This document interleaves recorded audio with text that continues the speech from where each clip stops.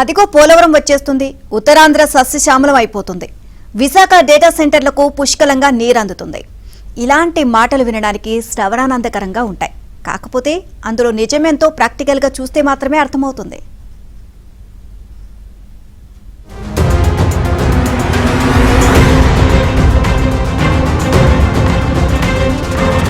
విశాఖపట్నం జనాభా వేగంగా పెరుగుతోంది.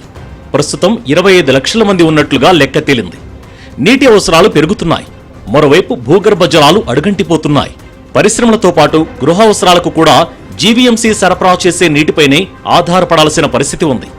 మరోవైపు ఇబ్బడి ముబ్బడిగా డేటా సెంటర్లు రాబోతున్నాయి. వచ్చే నీటిలో కొంత అనకాపల్లి జిల్లాలో వ్యవసాయానికి ఇవ్వాల్సి ఉంటుంది. అలాగే అనకాపల్లిలో వచ్చే పరిశ్రమలకు నీరివ్వాలి. ఇప్పటికే కేటాయింపులు కూడా చేసేస్తున్నారు. పోలవరం ప్రాజెక్టు పూర్తయితే ఎడమకాల ద్వారా పెద్ద ఎత్తున నీరు వస్తుందని, అందువల్ల ఇబ్బందులు ఉండబోవని నేతలు, ప్రభుత్వ పెద్దలు చెప్తున్నారు. పోలవరం ఎడమ కాలువలో నీటి నిల్వలు వాస్తవానికి భిన్నంగా కనిపిస్తున్నాయి. రాజశేఖర్ రెడ్డి ముఖ్యమంత్రిగా ఉన్న సమయంలో పోలవరం ప్రాజెక్టు కంటే ముందు ఎడమ కాలువ నిర్మాణ పనులు మొదలుపెట్టారు. ఆస్మోబియలకు కాంట్రాక్టులు కట్టబెట్టారు. వారు ఎక్కడికక్కడ మట్టి తవ్వేసి వదిలేశారు. ఇప్పుడు వాటిని పూర్తి చేయడానికి తంటాలు పడుతున్నారు. అయితే క్షేత్రస్థాయిలో జరుగుతున్న పనులను పట్టించుకోకుండా ఎడమ కాలువ నీటి సరఫరాపై కూటమి నాయకులు తేదీలు ప్రకటించేస్తున్నారు. మొన్నటి వరకు డిసెంబర్ నాటికి విశాఖకు పోలవరం నీరు వస్తుందన్నారు. అదైపోయాక జూన్ నెలాఖరు అన్నారు. ఇప్పుడు అది కూడా దాటిపోయింది. పనులు మాత్రం పూర్తి కావడం లేదు. ఏదోలా ఎడమ కాలువ పనులు పూర్తి చేసినా ఇతర అంశాలు కూడా పరిశీలించాలి. వచ్చే నీటిని రిజర్వాయర్లో నిల్వ చేసుకుని అక్కడి నుంచి అవసరమైన ప్రాంతాలకు సరఫరా చేయాలి. ఈ అంశం ప్రభుత్వ పెద్దలకు, అధికారులకు తెలుసు. ఉమ్మడి విశాఖ జిల్లాలో ప్రస్తుతం ఉన్న రిజర్వాయర్లు సరిపోవని, కొత్తవి కట్టాలన్న ప్రతిపాదనలు కూడా ఉన్నాయి. అందుకు భారీగా నిధులు అవసరం కావడంతో ఎవరూ పట్టించుకోవడం లేదు. పోనీ ఉన్న రిజర్వాయర్లనే సమర్థవంతంగా ఉపయోగించుకునే ప్రయత్నాలు చేస్తున్నారా అంటే అదీ లేదు.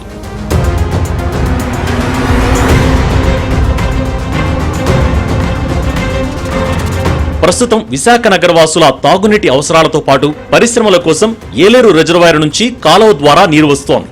ఇంకా అనకాపల్లి జిల్లాలోని రైవాడ, విజయనగరం జిల్లాలోని తాటిపూడి, స్థానికంగా ఉన్న మేహాద్రిగడ్డ, ముడసర్లోవ, గంభీరం రిజర్వాయర్ల నీరు ఉపయోగించుకుంటున్నారు. పోలవరం నుండి వచ్చే నీటిని ఆర్సెల్ఆర్ నిప్పల్ స్టీల్ ప్లాంట్కు కేటాయించారు. అలాగే రాబోయే డేటా సెంటర్లకు ఈ నీటిని కేటాయించారు. వాటిని నేరుగా కాలువల నుంచి సరఫరా సాధ్యం కాదు. వర్షాకాలంలో వచ్చిన నీటిని రిజర్వ్ చేసుకుని మిగతా సమయాల్లో వాడుకోవాలి. గతంలో ప్రతిపాదించిన సుజల స్రవంతి ప్రాజెక్టు ఏమైందో తెలియదు. గతంలో గుర్తించి వాటర్ రిజర్వ్ ట్యాంకుల ప్రతిపాదన మరిచిపోయారు. ప్రస్తుతం ఉన్నటువంటి ఈ రిజర్వాయర్ల నిర్వహణ పనులు గాలికి వదిలేసి చాలా కాలమవుతోంది. వాటిలో పూడిక పేరుకుపోయింది. నీటి నిల్వ సామర్థ్యం తగ్గిపోయింది. నిర్మాణాలు పెరిగిపోయి క్యాచ్మెంట్ ప్రాంతాలు కబ్జాకు గురయ్యాయి. భారీ వర్షాలు పడినా ఈ నీరు రిజర్వాయర్లలోకి చేరే పరిస్థితి లేదు. వాటిని సరిచేయాల్సి ఉంది. అలాగే గోదావరి నీటి ప్రస్తావనే లేదు. అలాగే ఒకవేళ చేయాలన్నా సరే నిధులు భారీగా అవసరం. జలవనరుల శాఖ ఈ విషయాన్ని సమావేశాల్లో అడపాదడపా ప్రస్తావిస్తున్నా వాటి నిర్వహణపై యంత్రాంగము, నాయకులు దృష్టి పెట్టడం లేదు. పోలవరం నీరు వచ్చేస్తోందంటూ ప్రకటనలు తప్ప ఆ నీటిని నిల్వ చేసుకుని సరఫరా చేయడానికి ఎటువంటి ఏర్పాట్లు చేస్తున్నారో ఒక్క ముక్క చెప్పడం లేదు. ఇప్పుడు జనాభా పెరిగింది, అవసరాలు పెరుగుతున్నాయి, పరిశ్రమలు వస్తున్నాయి. ఒక పక్క గూగుల్ డేటా సెంటర్ అంటున్నారు.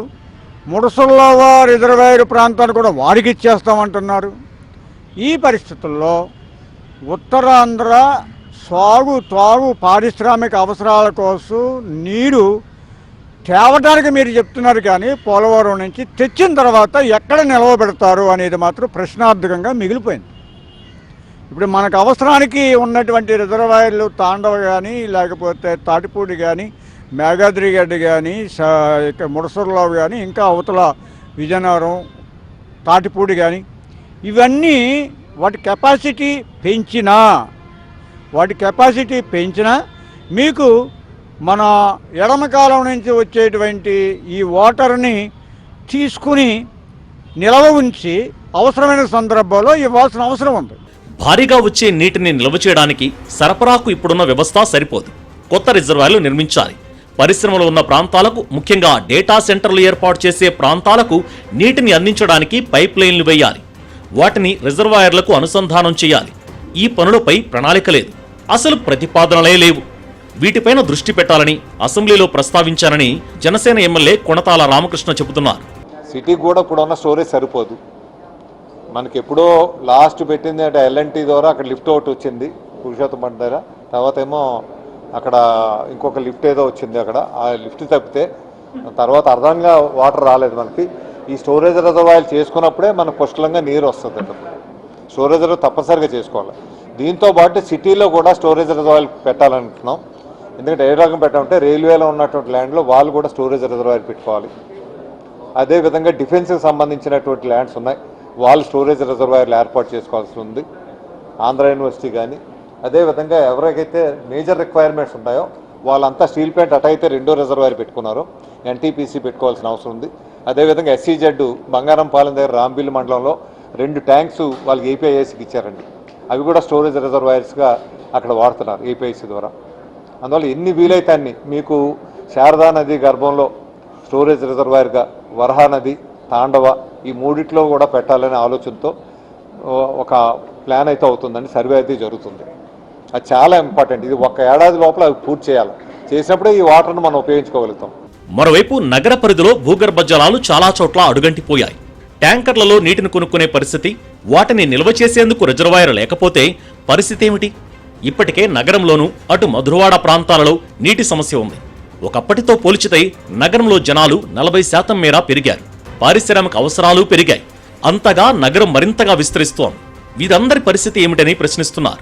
నీళ్ళు ఎక్కడ తీసుకొస్తారు, ఎలా తీసుకొస్తారు, తీసుకొస్తే దాన్ని ఎక్కడ స్టోరేజ్ చేస్తారు, స్టోరేజ్ చేస్తే అనకాపల్లి ఏముంది, అనకాపల్లి స్టోరేజ్ చేయడానికి ఇక్కడ ఒక ప్రాంతం ఉంది. ఆ ప్రాంతం ఏంటి, ప్రస్తుతానికి ఇప్పుడు కొండకర్ల ఆవ. ఆ కొండకర్ల ఆవ కూడా ఇప్పుడు కొంతమంది భూ కబ్జాదారులు ఆక్రమించేశారు. అది కూడా చిన్నదైపోయింది. ఆ వాటర్ ఎక్కడికి వెళ్తుంది, ఇండస్ట్రీకి సరిపోద్ది అనుకోండి. మరి ఉత్తరాంధ్ర ప్రజలు ఏం తాగుతారు? ఈ లోపల ఏం చేశారు, గ్లోబల్ సెంటర్ పట్టుకొచ్చారు. గ్లోబల్ సెంటర్కి వాటర్ ఎక్కడ ఇస్తారు, ఇందులో వాటరే ఇస్తారు. మరి ప్రజలకు ఎక్కడ సరిపోద్ది, ఇండస్ట్రీకి ఎక్కడ సరిపోతుంది, ఇతర అవసరాలకి ఎక్కడ సరిపోద్ది? దీనిపై ప్రభుత్వం స్పందిస్తుందో లేదో చూడాలి. ఎప్పటిలాగే వదిలేస్తే కష్టమే.